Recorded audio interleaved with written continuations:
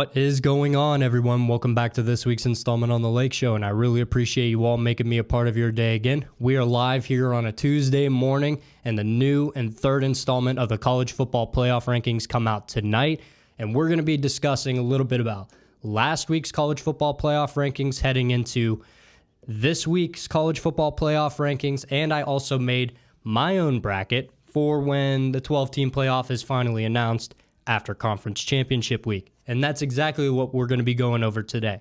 The college football playoff outlook, the remaining games on really the teams at large who realistically can all make the playoff. We're going to be talking about their remaining schedule. We're going to be talking about the standings and all the conferences and how it is looking forward, at least projecting to the 12-team playoff, post-conference championship week, which is right around the corner. And with 2 weeks left to go in the college football season, it's really shaping up to be madness. And I'm all here for it. I think a 12-team playoff is exactly what college football needed, because when it was the 4-team playoff, you're always going to have arguments for certain teams that should be in, should be out. But, I like seeing more teams have a shot to win it all. I think they're heading into a more NFL-style playoff for college football, and eventually it'll get there. Obviously, it is so confusing, at least the first time around, and it's starting to make sense to me, but there's still quite a few things that I really don't understand about the 12-team playoff, but for the majority of it, I do understand. So today we're going to be talking about, we're going to go over last week's games. Some shocking things happened this past weekend. Then we're going to look forward to this upcoming weekend, a small little preview, and then we'll go right into the thick of things when it comes to Big Ten, SEC, ACC, Big 12, all the conferences, their standings, and the teams at large who can compete for the conference title and even make the conference title. And then there are those teams that probably won't make the conference title that can still make the playoff. We're going to go over all of that today. And obviously, you all know I'm a Bucked Up ambassador, so use promo code SHOW32. Get yourself 20% off any and all pre-workout orders at buckedup.com. So without hesitating anymore, we're going to get right into it. Now, I put timestamps down below. Whatever your favorite team is and whatever conference they're in, there'll be timestamps below if you want to see how I talk about those said teams, their outlooks on their schedule, and realistically if they're going to make the college football playoff. So without hesitating anymore, let's go over the games that happened this past weekend. Saturday, November 16th. That's the slate we're going to go over to start off the show today. So we're really going to go over this one, which was shocking to me. Number 1, Oregon survives Wisconsin 16-13. Realistically, this should not have been a game whatsoever. Wisconsin injured and brittled the hell, and they're 3-4 in the Big Ten. Oregon's 8-0 in the Big Ten and final after this game. But here's what I want to know. If you're head coach Dan Lanning, with 1:49 left in the game, you can ice it. If you kick a field goal, you're going up by 6, and then you're forcing Wisconsin to drive the length of the field to score a touchdown and actually win the game. And realistically, I couldn't see Wisconsin doing that. And, final score indicates, Oregon won. But this is the play that had me scratching my head.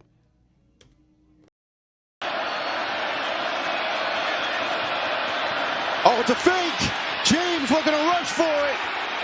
And he's going to be short. What in the world? What in the world? That's the exact reaction I had when I saw that crap. All you have to do is kick a field goal, and you'd go up by 6, and you force Wisconsin to go down and score a touchdown to win the game. There was no overtime chance if that happened. They're either scoring a touchdown, possibly missing the extra point, forcing overtime at that point, but you get what I'm saying. At that point in the game, you take the points. You make the margin bigger so it doesn't become an easier task for the opposing team to go down and drive and possibly tie the game or take the lead. I have no clue why Oregon would make a decision like this to do a fake field goal with 1:50 left in the game when you're already up and you've pretty much held Wisconsin in check for the majority of the second half. Now, obviously, it didn't come back to bite Oregon, but if it did, this would have been the biggest head scratcher I've ever seen in college football. Literally, that was the most asinine call I've probably ever seen in a football game. I'm all for being aggressive when it comes to, coaching styles. That's why I love head coach Dan Campbell so much for the Lions. But this is just something you don't do. You're the number one team in the nation, perennial powerhouse, looked at as, honestly, national championship favorites, and yet you try to pull something like that. That makes zero sense to me, but credit to Oregon. They held them in check. They did not let Wisconsin drive the length of the field to win the game or even tie it to force overtime. So Oregon survives 16-13. I still don't understand that fake field goal. I think that was the worst decision you can ever make. Number 2, Ohio State handles Northwestern 31-7. No shock that Ohio State started slow, and no team scored until the second quarter, and Northwestern was the first team to score in this game at Wrigley Field. Who would have guessed? I love seeing football games played on baseball fields. It's awesome. But realistically, I think anybody watching that game could understand realistically Ohio State was not going to lose that game. There's too much to play for the Buckeyes. There's a sense of urgency behind them, and they ended up handling Northwestern. To nobody's shock. I honestly wasn't shocked either. I was kind of hoping Northwestern would make it more of a game, but realistically, Northwestern doesn't have the NFL talent or capabilities that the Ohio State Buckeyes have. I knew Ohio State would run away with this game. Even after playing poorly against Penn State. Now, a lot of people have been praising Ohio State for playing great against Penn State. I didn't necessarily think so. I'm not a Will Howard fan. I'm starting to come around on him a little bit. But realistically, I think Will Howard is the Achilles heel of this team. If he reverts back to his old ways of continuously turning the football over, and he did a good amount of that at Kansas State from a year ago. But realistically, I think Will Howard is the Achilles heel of Ohio State going forward. But they have a big game this upcoming week, and we'll really see what Ohio State's made of, and Indiana for that matter. Other notable games that happened this weekend: Arkansas gave Texas everything in this game. Texas won 20-10. No shocker right here. Arkansas has been playing teams pretty tough for the past couple weeks, but realistically, Texas just has too much NFL talent on that roster, and I personally think the best front seven in college football. Penn State handles Purdue 49-10. The upset that caught everybody off guard.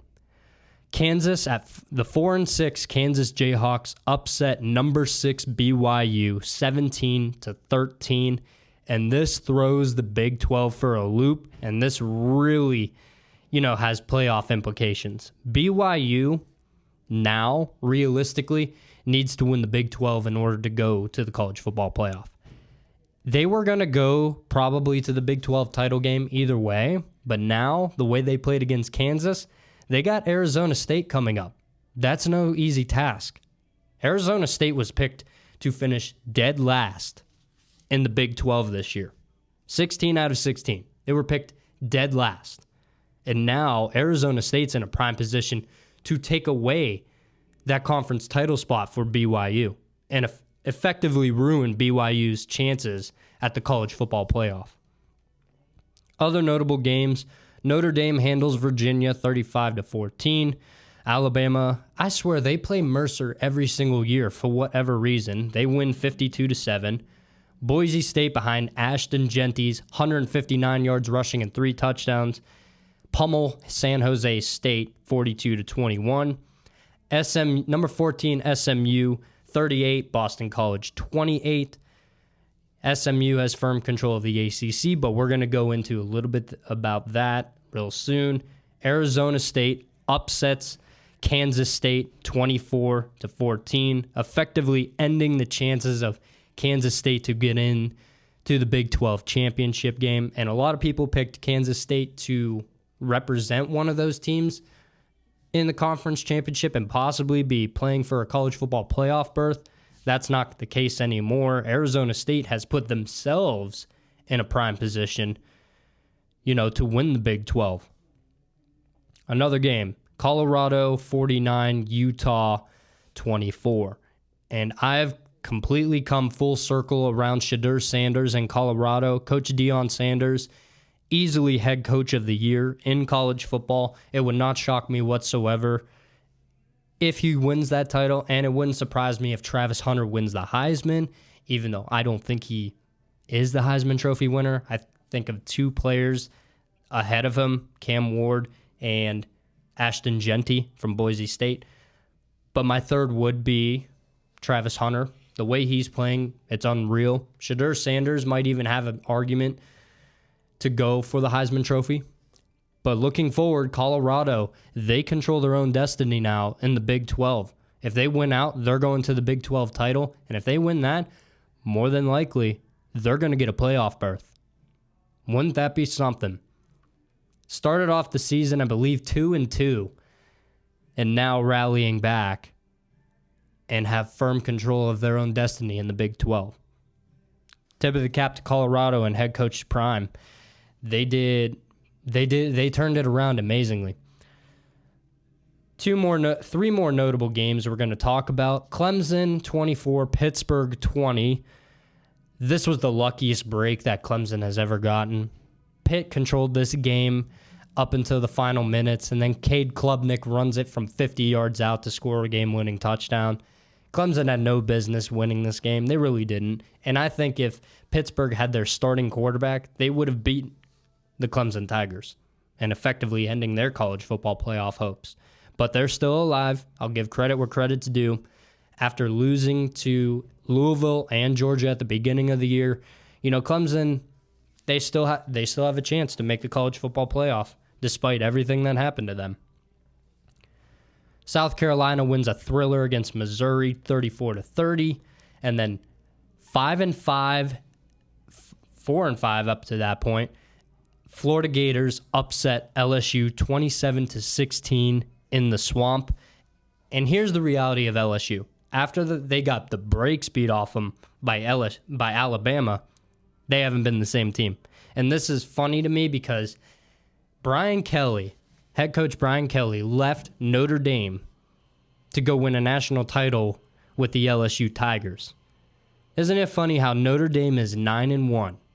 They are 9-1.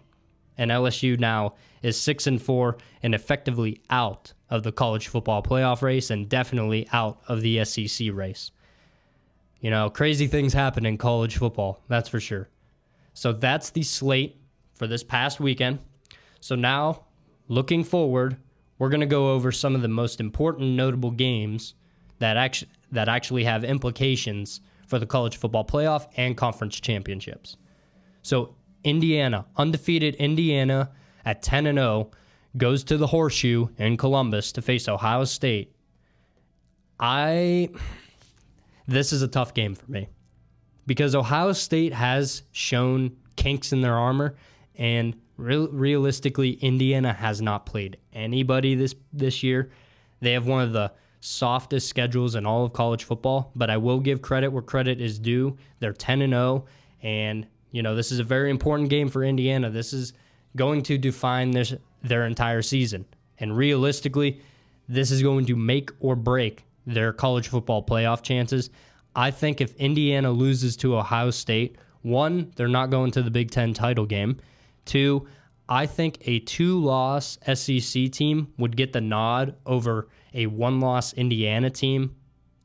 Unfortunately, that's the way it rolls, and that's at least what the committee has been showing over the past 2 weeks with their college football playoff rankings. There is some bias in the committee, clearly, but this should be a fantastic game. Ohio State is favored by 12.5. The over-under is 51.5. Personally, I would take the over, and I would take the points that Ohio State.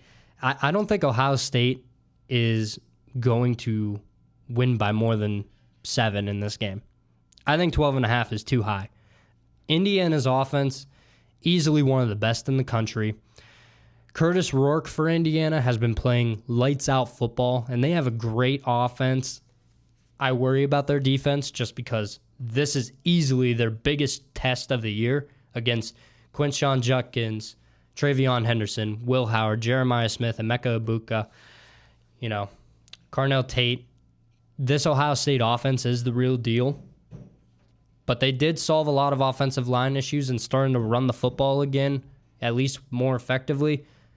But I personally think that Ohio State is going to beat Indiana. I don't think it's going to be by a big margin like the spread of 12.5. No. Other games to look forward to. The Hurricanes of Miami playing Wake Forest. Obviously, they got beat by Georgia Tech last week. And going forward, it's important to understand that Miami controls their own destiny too. So Wake Forest travels to Miami, Ole Miss and Florida, SMU, Virginia, Georgia, Massachusetts, Texas, Kentucky, Penn State, Minnesota, BYU, Arizona State, and Colorado, Kansas, and Army, Notre Dame.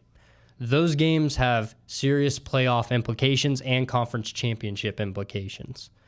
So now that that's the preview of this week. I'm not going to pick all the winners of these games.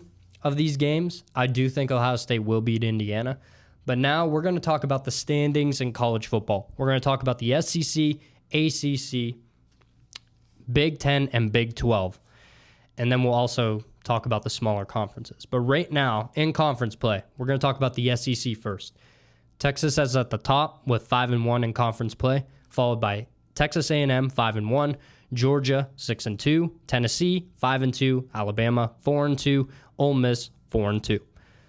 So at the top, you got a 9-win Texas team, 9-1, compared to everybody else, 8-2, 8-2, 8-2, 8-2, 8-2.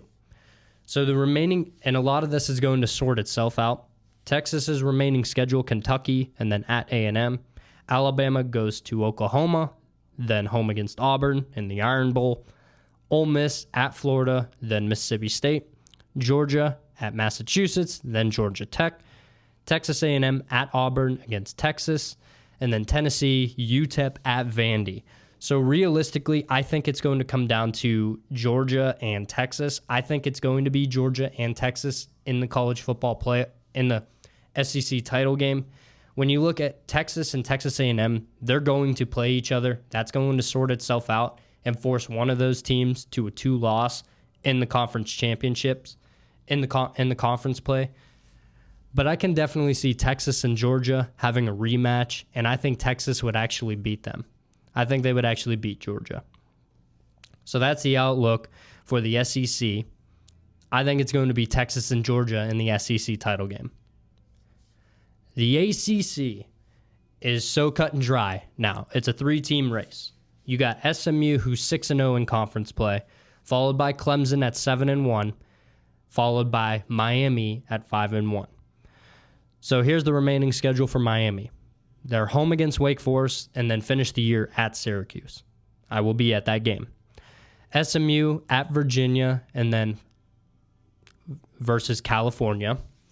And then Clemson, they play Citadel and then finish the year with South Carolina. They have no ACC games remaining. If SMU wins out and Miami win out, they will both be going to the college football. They will both be going to the ACC title game to play for that first round bye in the college football playoff. If Miami were to lose, Clemson would sneak in to the ACC title game, and then the Hurricanes would more than likely be left out of the playoff if that happens.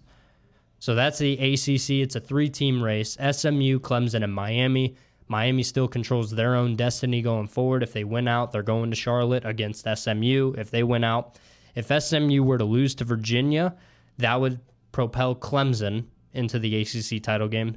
So you got 3 possibilities: SMU, Clemson, SMU, Miami, or Miami and Clemson. We'll see how it goes. There's a lot unfolding in the ACC. But like I said, SMU and Miami, they both control their own destinies heading into the ACC title game in 3 weeks. The only shot that Clemson has is if SMU or Miami drop one of their games. in the remaining 2 weeks. The Big Ten.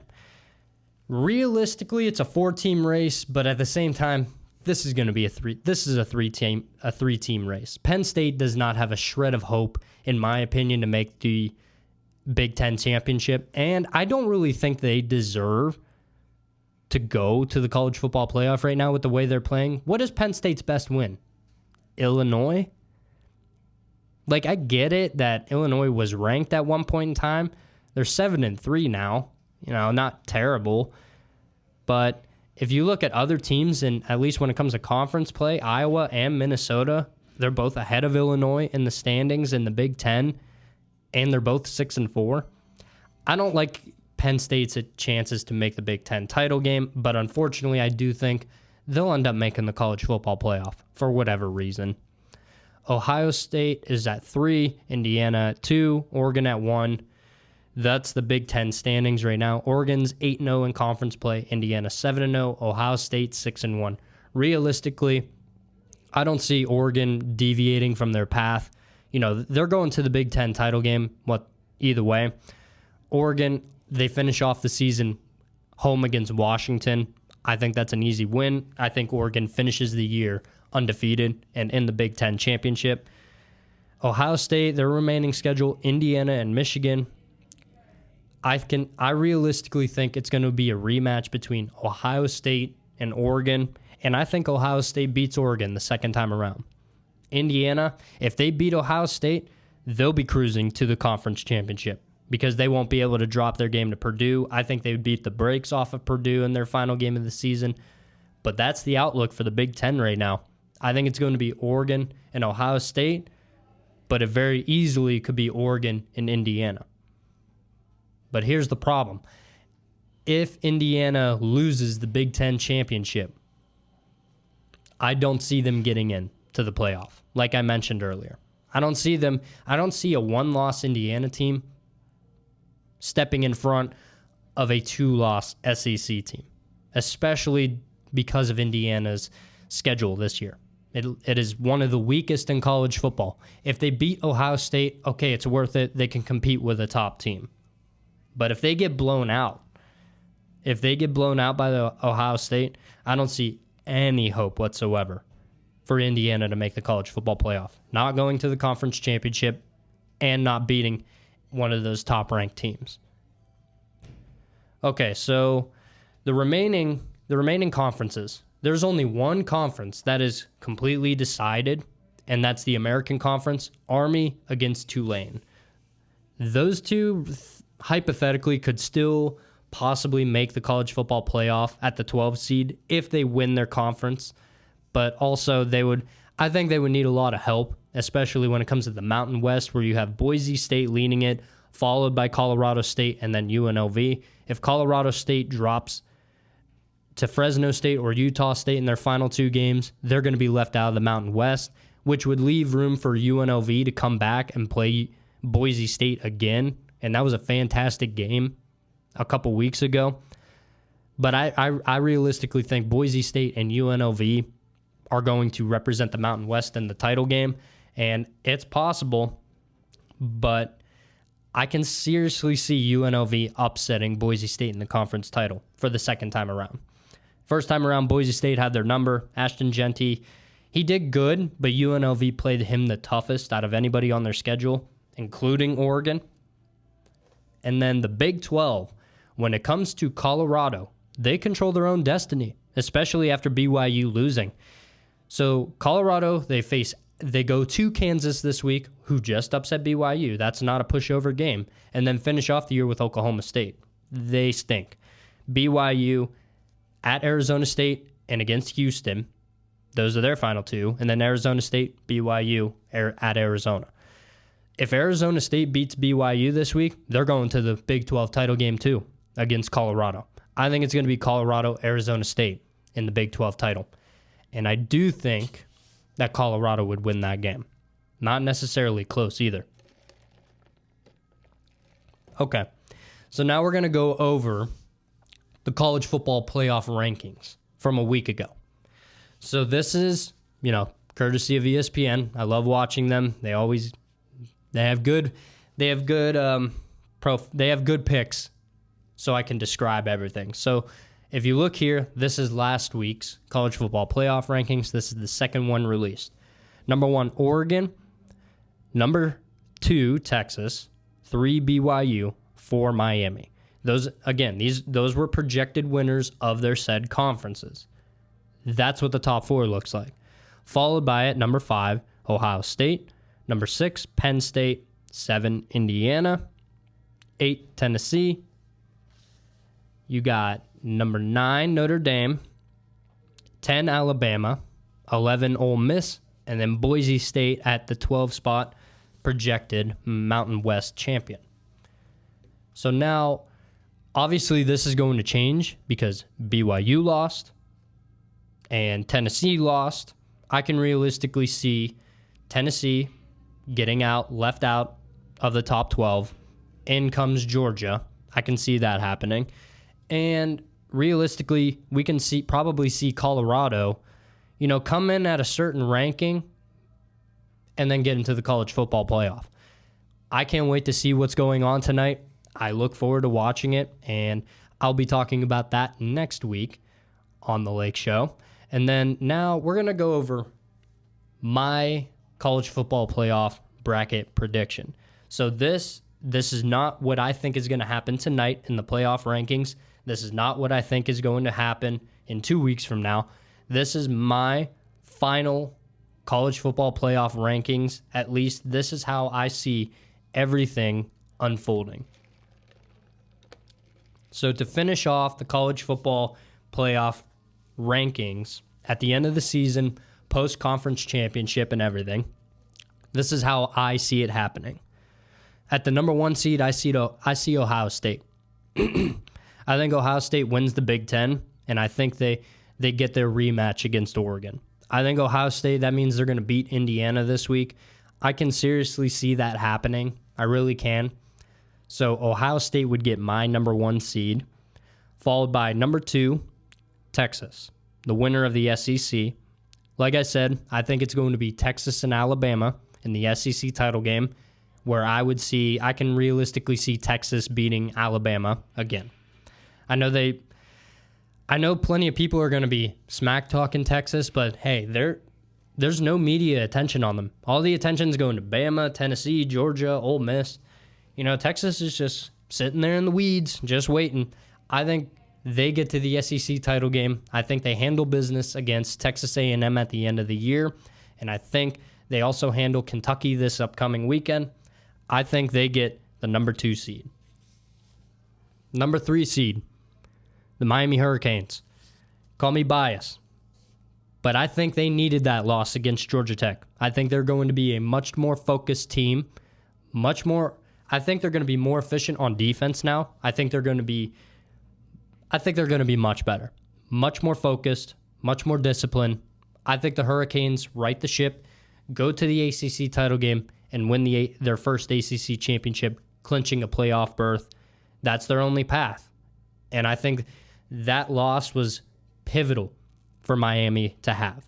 I would rather them lose early in the season, which, again, no harm, no foul, because Pitt lost that day too to Virginia, I believe.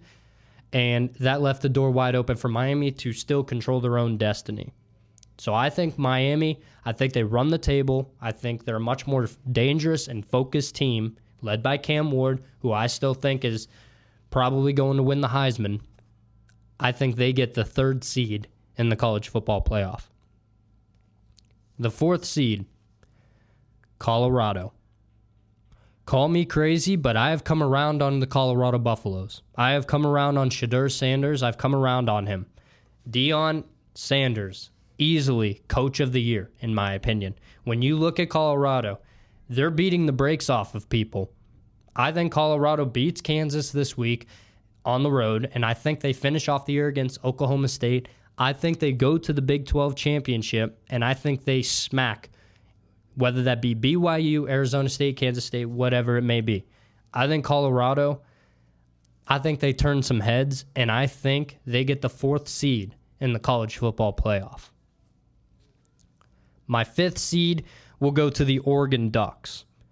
They'll play Ohio State in the conference championship, and then they'll lose second time around. I think realistically, I don't think Oregon probably should have lost to Ohio State in general during the regular season. I think Oregon, at home, all the momentum, no pressure really when it comes to at home. But 9 out of 10 times, Ohio State beats Oregon in that situation. If that game was in Columbus, Ohio State probably wins by 2 touchdowns. Or if it's on a neutral field, Ohio State probably wins by 10 points. I think Ohio State is a much better team than Oregon. So with that being said, I think Oregon gets the 5 seed. Followed by the SEC runner-up, I have Georgia getting my 6 seed. I don't necessarily think I can put them above Oregon just because Oregon was ranked number 1 throughout pretty much the back end of the college football year, and they lose to Ohio State, which means they only have 1 loss compared to Georgia's 2 losses. I have Georgia getting the number 6 seed in the college football playoff. Number 7, it pains me to say it, but Penn State will probably get the 7 seed. I really dislike Penn State. I think the way Penn State looks to me, now feel free to disagree with me on this, but the way Penn State plays, they played terrible against Ohio State, and now they always play Ohio State tough. That's why it was a 20-13 game. But realistically, that game could have gone either way just because of Will Howard. I'm not a big fan of Will Howard, but I still think Ohio State is a fantastic team. They always play Penn State tough. Penn State always plays them tough. That's a rivalry game, and it was in Penn State. But the way Penn State is playing, I don't think they can beat Georgia. I don't think they can beat Oregon. I don't think they can beat Texas. They definitely can't beat Ohio State. I don't even think the way they play, they can beat Miami. Call me crazy, but the Penn State does not look impressive. And now, granted, Miami's defense didn't look impressive weeks ago. I get that. But I would take Miami's offense over Penn State's offense any day of the week. I don't think Penn State can beat any of the top 4 teams except maybe Colorado. But even then, I don't think there's a single defensive player on Penn State that can handle Travis Hunter. I don't think there's necessarily a defensive player in the country that can handle Travis Hunter. So Penn State will get my 7 seed for right now. I may change my mind in 2 weeks. Number 8 seed, Alabama. Simply because they beat Georgia. Now, I don't think you could put them above Penn State just because Penn State at this point would only have 1 loss. Alabama's they lost to Vanderbilt. But, again, realistically, I think Bama's a much better team than a bunch of other teams that can probably try to claim a college football playoff berth. So followed by Notre Dame. Notre Dame has been playing great football lately. However, I think that Alabama, Georgia, Penn State, I think those teams are better than Notre Dame because Notre Dame's schedule, paper soft schedule. I don't necessarily think Notre Dame would be able to hang with any of those SEC teams. But again, we'll see later down the line in the next few weeks. We'll really see. They don't even play a conference championship, I know. They have a tough game this week against Bryson Daly's led Army Black Knights. I think Army has a legit chance to win that game. At least I hope they do. My number 10 seed would be Ole Miss and Jackson Dart, which means they would have handled business against Florida and Mississippi State. That's a trap game this week for Ole Miss. On the road in Florida, LSU just suffered that same fate by losing to DJ Lagway and the Florida Gators. I tell you, DJ Lagway, he's the real deal. If he played from the beginning of the season instead of Graham Mertz for Florida, who knows? They might be competing for a college football playoff spot and a spot in the SEC title game. But Ole Miss, I do think they will handle business because I think this is a sense of urgency that they've never had before. So I think Ole Miss gets my 10 spot. Followed by Tennessee at 11. When it comes to the SEC, I think this is the situation where would you go with a Tennessee Volunteers team whose losses are to Georgia and South Carolina? I believe it was South Carolina. Either way, a 2-loss Tennessee team. I think this is where it comes down to. Is it a 2-loss Tennessee team? Do you take a 1-loss Indiana team? Or do you take like a 1-loss SMU team from the ACC? But realistically, I think there's only one ACC team getting in. So I don't necessarily think that you can take Indiana because of their paper soft schedule and put them in over Tennessee.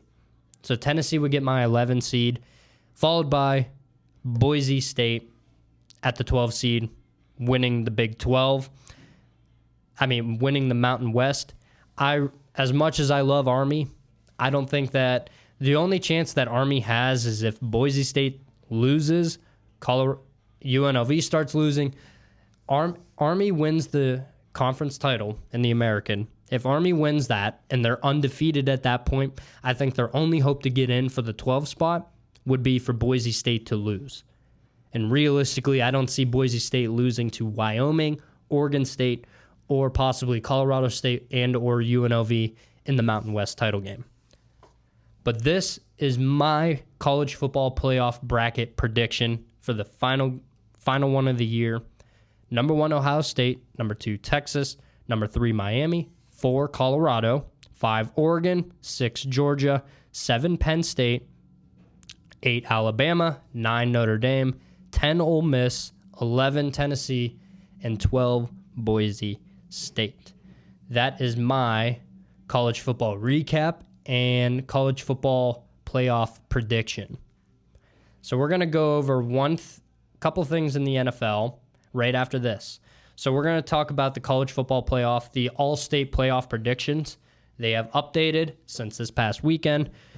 Oregon is projected to have a 100% chance to get into the playoff. I completely agree with that.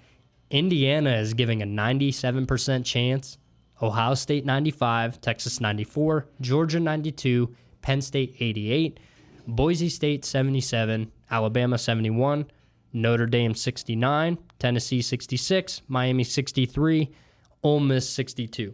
So those are all the teams with a 60% chance up to make the college football playoff, which, I can realistically see all those teams making a case and possibly getting in.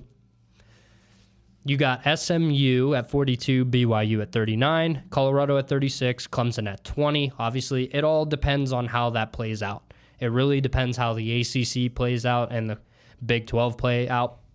But again, some teams in the SEC still have to play each other, so that'll sort itself out. But that's the All-State college football playoff prediction percentages. So, we're in for a fun 3 weeks when it comes to college football. 2 more regular season weeks, and then Army-Navy, and then the conference championship games. We're going to see real quick who the 12-team playoff is going to be. All right, so quickly into the NFL. Like I said, apologize that this is a shorter episode this week, but there's a lot to talk about, not necessarily specific games, but overall broad spectrum of college football. Conference outlooks, conference championship possibilities. There's a lot shaping up. And to finish off with NFL talk, I'm going to just go over all the divisional standings after this past week, and then going forward who I realistically can see winning a Super Bowl. So in the AFC, let's start there. The AFC East, the Buffalo Bills have firm control of that division, especially after finally beating Patrick Mahomes and the Chiefs. I tell you, I knew it was bound to happen eventually. I wanted them to be undefeated going into Pittsburgh Christmas Day, but hey, that's okay. I'll still take a Chiefs loss any day of the week. Buffalo just exposed Kansas City. That's the reality of it. They are a defensive-led team. Patrick Mahomes is throwing too many turnovers. He is not the same quarterback this year. Josh Allen, there is serious MVP talks for Josh Allen, which is why they have firm control of the AFC East. And the rest of that division is a complete tire fire. Now, Miami's catching momentum. I think they'll be a little bit better than their record shows at 4-6, especially since Tua came back. You got the Jets, who are they're a complete dumpster fire. You got New England, complete dumpster fire. Those teams out. AFC North, Pittsburgh, Baltimore, Cincinnati, then Cleveland.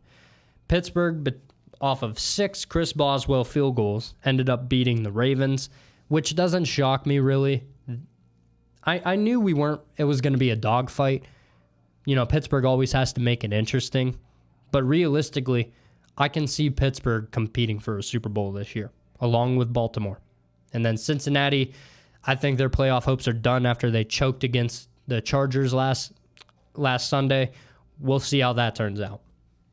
But next we got the AFC South. You got Houston, Indianapolis, Tennessee, then followed by Jacksonville. Jacksonville is a poverty franchise. They got absolutely boat raced by the Lions. And the Lions, I appreciate you guys showing out like that. You made me win a parlay, finally, the first one of the year. I needed it badly, but I'm so grateful for that. Thank you. Followed by the AFC West. Kansas City, the Chargers, Denver, the Raiders.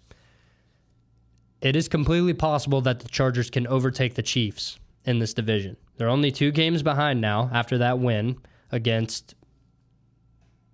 Who'd they play? The Bengals. Against the Bengals, realistically, there's a chance that the Chargers can overtake the Chiefs. Now let's go to the NFC. Philly, Washington, Dallas, New York. I think Philly will take the division, but I would not be surprised if Washington fights for it. I think Washington will be a playoff team. I think they'll be a wild card team. NFC North, you got the Lions, followed by Minnesota, Green Bay, and then Chicago. Coaching is failing Chicago. I'm going to go on a Caleb Williams and Chicago Bears rant next week, but right now, Detroit is just steamrolling people left and right. I think Detroit is the best team in the NFL by a country mile. They have the best offensive line in football. Jared Goff, after throwing 5 interceptions last week, came out and put on an absolute clinic against the Jaguars, throwing for over 400 yards. Jared Goff, I think he's an MVP. Still think he's the most underappreciated quarterback in the NFL right now. But I think Detroit, I think they're the team to beat in the NFC, and very well could be the team to beat in the entirety of the NFL going forward. NFC South. 6-5 Atlanta Falcons lead it, followed by Tampa, New Orleans, and Carolina. This is shaping up to be interesting. I thought Atlanta would be a little bit better than their record, and I think they are a little bit better than their record. However, losing to Denver by 30 points does not help their cause. But realistically, right now, if Tampa Bay was healthy, Chris Godwin was healthy, if Mike Evans was healthy, if Tampa Bay was healthy, they'd probably be beating Atlanta in the division right now. Baker Mayfield just has so little to work with right now. But realistically, I can see still Tampa Bay overcoming Atlanta and making it into the playoffs this year. And then NFC West. Who would have thought this? Arizona, the Rams, Seattle, San Francisco. San Francisco is dead last in the NFC West. I did not see this coming, especially after Geno Smith ran it into the end zone with 12 seconds left to upset the San Francisco 49ers, followed by the Rams at number 2, who just beat... who did they just beat? They just beat the Patriots, who was a tire fire. But Arizona, they're catching lightning in a bottle right now. The way Kyler Murray's playing, it's because Call of Duty came out.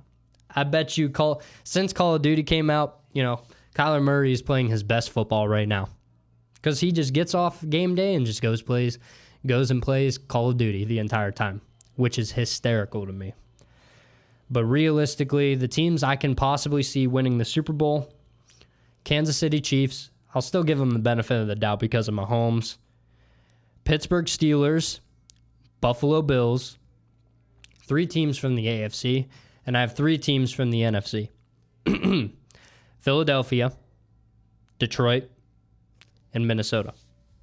Those are my 6 teams right now that I can realistically see competing and winning a Super Bowl right now. In the AFC, Kansas City, led by Mahomes, the Bills, led by Josh Allen, and Pittsburgh, led by Russ and that defense. They turned heads this year. If you would have told me at the beginning of the year Pittsburgh would be 8-2 heading into conference play, well, obviously they just won their first divisional game, but 8-2 up to this point in the season, I would have told you you're crazy. But hey, I think Pittsburgh has a legit shot to compete for a Super Bowl this year. This fly is making me so angry today. It really is. I want to go kill it, but I can't. And then from the NFC, Philadelphia, Detroit, Minnesota. I think those 3 teams could easily win the Super Bowl out of the NFC. And that's going to wrap it up this week on the Lake Show, everyone. Again, I really appreciate you all making me a part of your day again. Be sure to like, subscribe, share with your friends, leave some comments down below. I give all praise to my Lord and Savior for being able to do this. Also, be on the lookout for the college football playoff rankings coming out tonight. We will be talking about that and discussing that next week. Again, thank you for all making me a part of your day again. I'm your host, Dominic Lako. Praise God. God bless.